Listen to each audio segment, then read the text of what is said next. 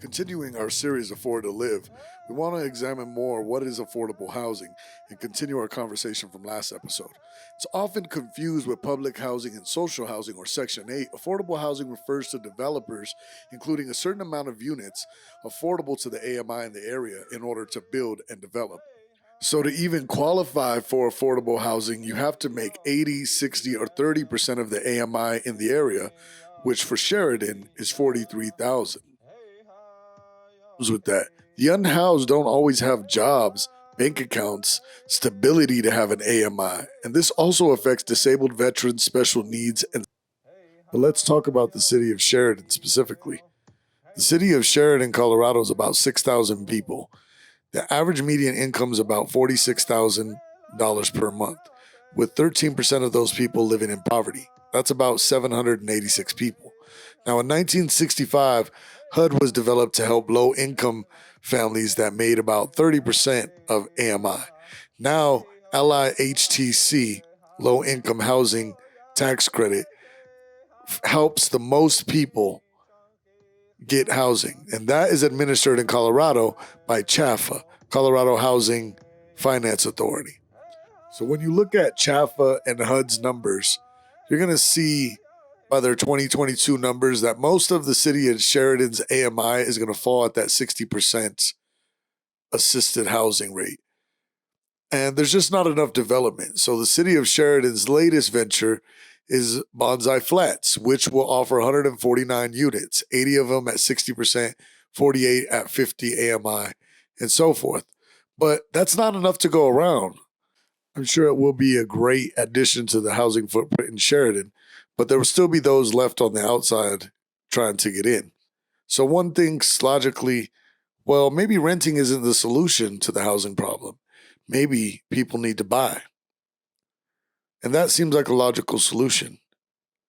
But there are a lot of obstacles still left in the way of those trying to move from renting to buying. Remember our friend Carla Granados from the last episode? Here's her experience. It's a lot of obstacles. I think the language first. The like I told you before, documentation is sometimes it's really hard. When you are illegal. About that, fear. Yeah, and fear.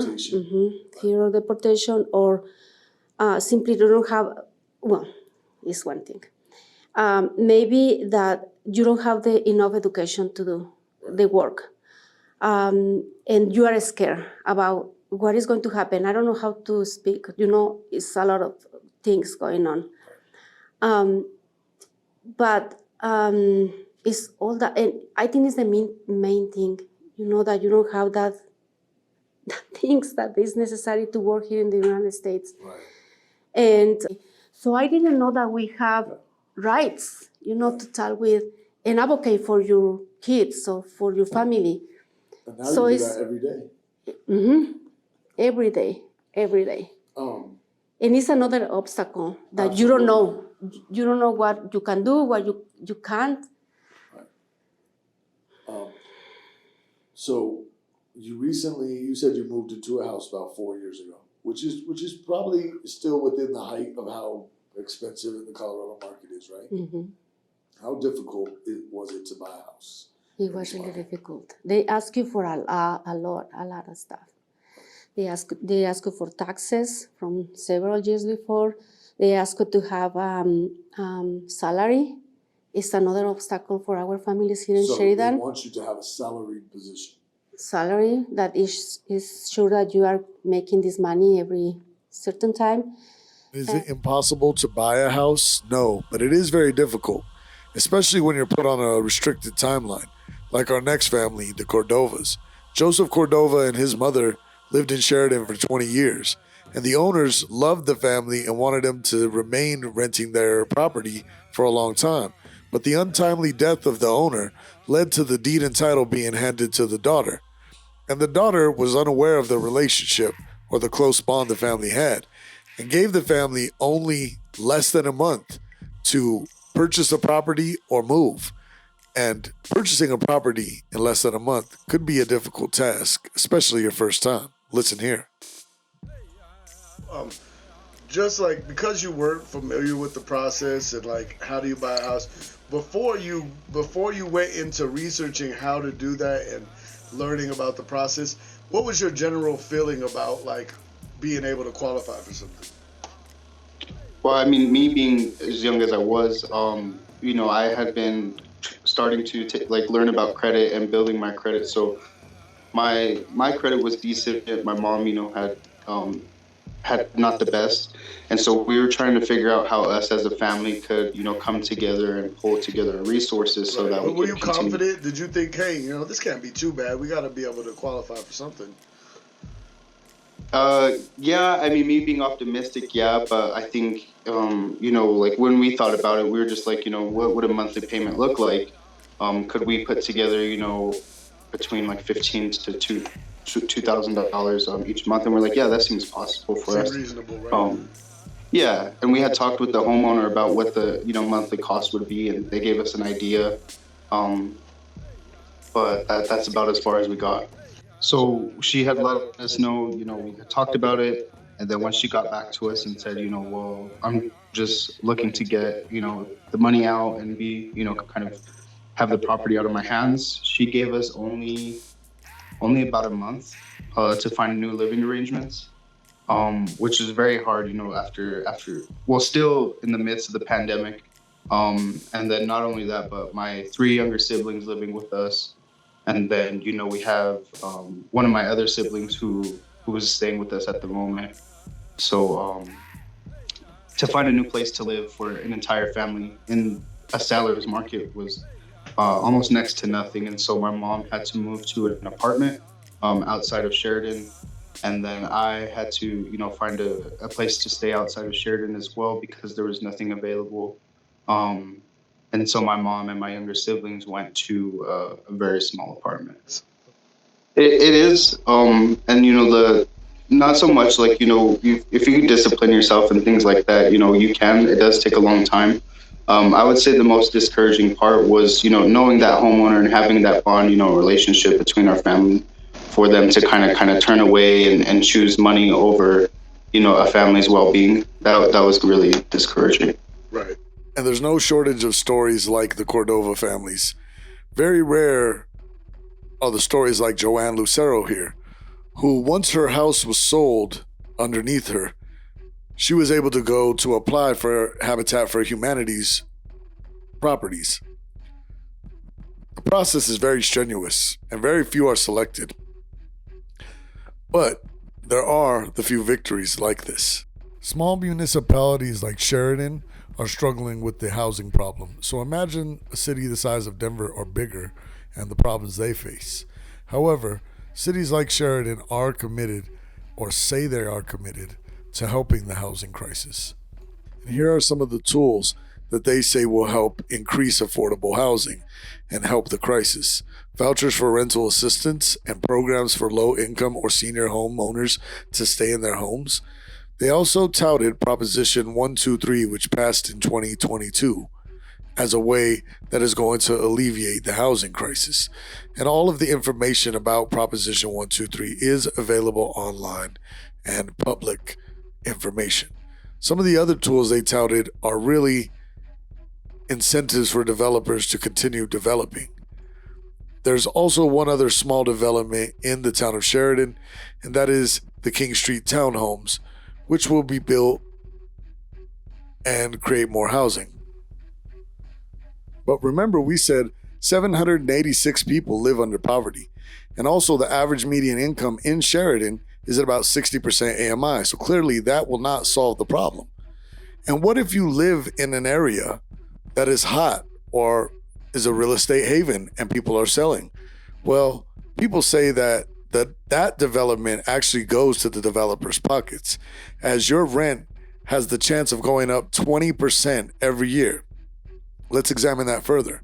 So let's say you live in a high pack area and people's AMI in that area is increasing as more people are moving into that area with higher AMI. You may have a 60% affordable unit for that month in a 40K AMI area, but as the land value increases in 2 years, that could be double the value of that affordable unit, therefore doubling your rent. But how else could this be a problem? How does that have an effect on the immediate area, gentrification-wise, and on places like Sheridan and Arapahoe County next to it? Yeah, so as the property values go up, that means your property taxes are going to go up because it's your assessed value times the amount of tax that they're allowed to tax you. It goes up, and so if you're on a fixed income, it's definitely going to impact you on how much taxes you pay. And if you're a renter, you're likely going to see landlords who are going to raise their rates. And so people who are not seeing huge wage increases are probably going to have to look for a new place to stay because we don't have the local control of rent. We've been at the Capitol actually this spring, and for years now, we've been fighting for local control of rent. If you're a renter like I am, and I'm one of the only people running for mayor that's actually a renter, you see your rent go up $600 in 1 month, but nothing changed about your house, that's a problem we have to curb, and it's directly connected to developments like this. So it sounds like people are stuck between a rock and a hard place. They want to have affordable places to live, but if they develop too quickly, it could really hurt their pocketbook in the long run. So why not do something like rent control to keep owners from gouging? The opposition to local control of rent says what happens is it'll disincentivize people to build in our community, that they'll take that capital somewhere else and they'll go build units in a suburb. What I would say is if we can remove the state prohibition of local control on rent, it should be my number one job to go talk to everyone in the region and say, let's make rules that are similar so that the developers can't play us against each other and we can bring safety and security to our communities. There is a way for us to do this, and that is to find a similar systems for capping rent together. And Sheridan residents should be concerned as Laredo Heights is already in development just north of Sheridan. We sat down with Councilman Flynn, who assured us that Sheridan was included in the planning for this project. But we will take a whole episode to examine that further in the future. Campus, the former college, is in my district. Awesome. Great. We invited, I don't mean to cut you off if you have questions, but just for clarity, I invited representatives from the City of Sheridan to take part in the planning process precisely because the campus is so close to the City of Sheridan. It's going to have whatever happens there will have an impact. And in fact, we leafleted 13,000 homes for one of the public meetings, and we included in that leafleting parts of the City of Sheridan with their permission, of course. Okay. We will go into more depth with our interview with Councilman Flynn and the Laredo Heights project, including commentary about the River Point Metro District and other metro districts around Denver and their impact on the cities.